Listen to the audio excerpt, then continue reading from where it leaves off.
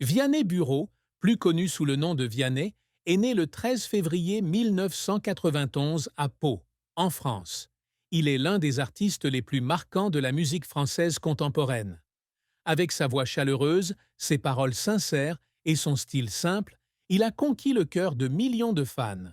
Cependant, en repensant à ses 34 ans de vie, la plus grande tristesse de Vianney n'est pas un échec professionnel, ni une perte personnelle spécifique, mais le sentiment persistant de ne pas avoir pu préserver sa relation avec son père bien-aimé avant sa mort en 2020.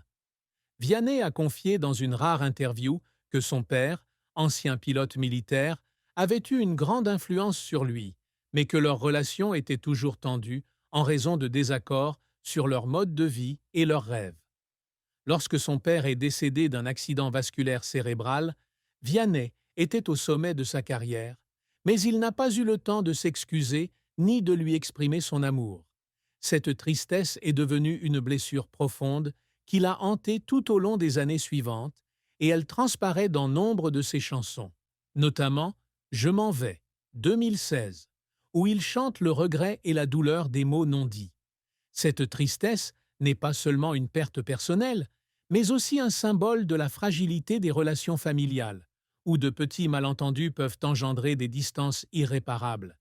Vianney, qui a toujours vécu avec un cœur ouvert, a dû apprendre à vivre avec cette douleur, et c'est ce qui l'a poussé à composer des chansons qui touchent les cœurs.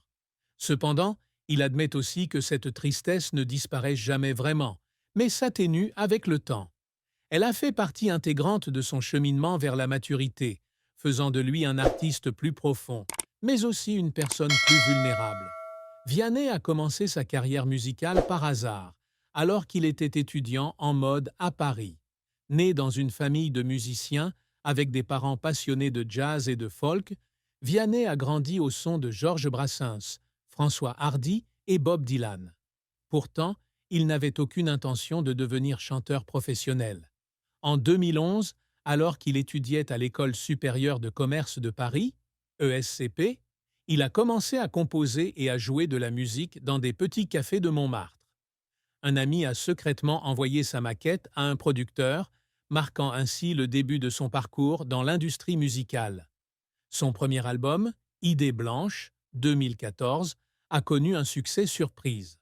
Avec des chansons comme Pala et Véronica, Vianney s'est rapidement fait remarquer par son style brut, ses paroles sincères et son jeu de guitare magistral. L'album a atteint la 31e place des charts français et a été certifié disque de platine. En 2015, il a remporté le prix du meilleur espoir aux Victoires de la musique, les plus prestigieuses récompenses musicales françaises. Ce succès a propulsé Vianney d'un artiste inconnu à l'une des voix les plus appréciées de France. Son deuxième album, Vianney, 2016, a consolidé sa place sur la scène musicale française. Avec des tubes comme Je m'en vais, Moi, Aimez-toi et Dombo, l'album a atteint la première place des charts français et s'est vendu à plus de 600 000 exemplaires, obtenant ainsi une certification diamant. Je m'en vais est devenue l'une des chansons les plus emblématiques des années 2010 en France, avec ses paroles émouvantes sur la séparation et le regret. Vianney a poursuivi son succès avec son troisième album, N'attendons pas, 2020, dont la chanson-titre a atteint la première place des classements radio. En 2025, Vianney avait sorti un total de 4 albums studio, remporté 3 victoires de la musique et donné plus de 500 concerts à travers le monde, de Paris à Tokyo. Outre sa carrière solo, Vianney est également un auteur-compositeur et producteur talentueux, composant pour des artistes tels que Louane, Patrick Bruel et Joyce Jonathan. Il a également participé à The Voice France en tant que coach lors des saisons 10, 2021 et 14, 2025, se faisant remarquer pour sa sincérité et sa capacité à inspirer. L'un des moments les plus mémorables de sa carrière fut sa performance au Stade de France en 2023, devant 80 000 personnes, où il fondit en larmes lorsque le stade entier chanta « Pas là ». C'est à ce moment-là que j'ai compris que ma musique avait touché le cœur des gens, confia-t-il après le spectacle. Cependant, la carrière de Vianney n'a pas toujours été de tout repos. Il a connu des revers douloureux, notamment au début de sa carrière. En 2012, une grande maison de disques refusa de le signer, prétextant que sa musique était trop simple et n'avait aucun potentiel commercial. Ce refus plongea Vianney dans une légère dépression, l'incitant à abandonner la musique et à revenir dans la mode. Il pleura de nombreuses nuits, se demandant s'il était sur la mauvaise voie. Cependant, c'est sa persévérance et sa confiance en lui qui lui ont permis de traverser cette période difficile. Un autre revers est survenu lorsque Vianney a tenté de conquérir le marché international, notamment américain, en 2018. Il a passé 6 mois à Los Angeles pour enregistrer un album en anglais, mais le projet n'a pas eu le succès escompté. Across the Sea n'a rencontré qu'un faible public européen, et Vianney a admis avoir été trop hâtif dans l'expansion de sa carrière. Cet échec l'a contraint à faire une pause de près d'1 an pour repenser sa carrière. J'ai beaucoup pleuré en réalisant que mes rêves ne se réalisent pas toujours, a-t-il confié. Mais j'ai appris que l'échec fait partie du chemin. Les tentatives de Vianney pour pleurer ne provenaient pas seulement de l'échec, mais aussi de la pression de la célébrité. Introverti, il se sentait souvent épuisé par le calendrier chargé des concerts et l'attention médiatique. Dans une interview de 2022, il a révélé qu'il y avait des soirs où il était assis seul en studio, pleurant parce qu'il se sentait seul au milieu d'une foule. Mais c'est la musique qui l'a sauvé, devenant un lieu où il a déversé toutes ses émotions et trouvé un sens à la vie. Bien que Vianney soit toujours en vie en 2025, sa triste fin est la rupture de sa relation avec son meilleur ami, Antoine, en 2023. Antoine, musicien et producteur, était le compagnon de Vianney depuis leur début dans les cafés parisiens.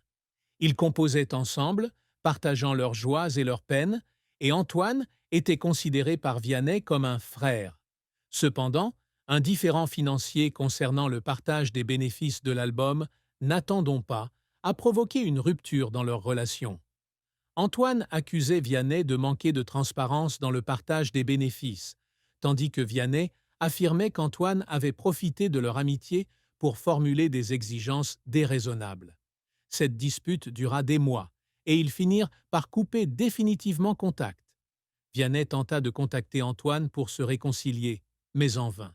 Lors d'un concert à Lyon en 2024, Vianney fondit en larmes en chantant, pour de vrai, une chanson qu'il avait écrite pour Antoine, avec ces paroles pleines de regrets. « Je t'ai perdu, mais je garde ton sourire, dans mon cœur, pour de vrai. » Cette rupture ne fut pas seulement une perte personnelle, elle modifia aussi la vision de Vianney sur l'amitié et la confiance. Il se renferma davantage, partagea moins sa vie privée et se concentra entièrement sur sa famille et sa musique.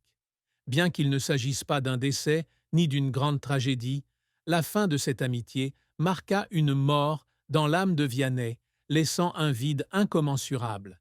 Il a dit un jour « Perdre un ami proche, c'est comme perdre une partie de sa jeunesse. Je ne pense pas que je retrouverai un jour quelqu'un comme Antoine. » L'histoire d'amour et de mariage de Vianney est belle, mais non dénuée de tristesse. Il a épousé Catherine Robert, violoncelliste et professeure de musique, en 2016. Catherine, ou Cathy, est la femme réservée qui a toujours fait l'aura de Vianney. Ils se sont rencontrés en 2014, alors que Vianney se produisait à un festival de musique à Bordeaux et que Catherine jouait du violoncelle dans le groupe d'accompagnement. Ils ont rapidement été attirés l'un par l'autre par leurs âmes communes et leur amour de la musique. Après 2 ans de relation, Vianney a demandé Catherine en mariage lors d'une soirée romantique sur les bords de Seine, et ils ont célébré un mariage intime dans leur ville natale de Pau. Le couple a une fille, Louise, née en 2018, et un garçon, Élie, attendu pour 2021. Vianney a souvent cité sa famille comme une inspiration majeure dans sa musique, avec des chansons comme « Beau Papa » 2020, dédiée à la fille de Catherine, issue d'une précédente relation. Dans cette chanson, Vianney exprime son amour inconditionnel pour Louise, qu'il considère comme sa propre fille. « Je ne t'ai pas faite, mais je t'aime », chante-t-il, touchant le cœur de millions d'auditeurs. Cependant, malgré le bonheur familial, Vianney et Catherine ont également connu des difficultés conjugales. L'une de leurs plus grandes tristesses a été la période de crise de 2019, lorsque Vianney a dû faire face à la pression de la célébrité et à un emploi du temps chargé. Souvent absent de chez lui, Catherine se sentait seule pour s'occuper de Louise. Dans une rare interview accordée à France Inter en 2022, Catherine a révélé avoir un moment envisagé le divorce, estimant que Vianney appartenait davantage au public qu'à sa famille. Cependant, grâce à la sincérité et aux efforts de tous deux, ils ont surmonté cette période difficile. Vianney a décidé de réduire son emploi du temps de concert et de passer plus de temps avec sa femme et ses enfants, ce qui a contribué à renforcer leur relation. Une autre tristesse dans l'amour de Vianney était le sentiment de culpabilité de ne pas pouvoir protéger Catherine de la surveillance médiatique. De nature réservée, Catherine était souvent harcelée par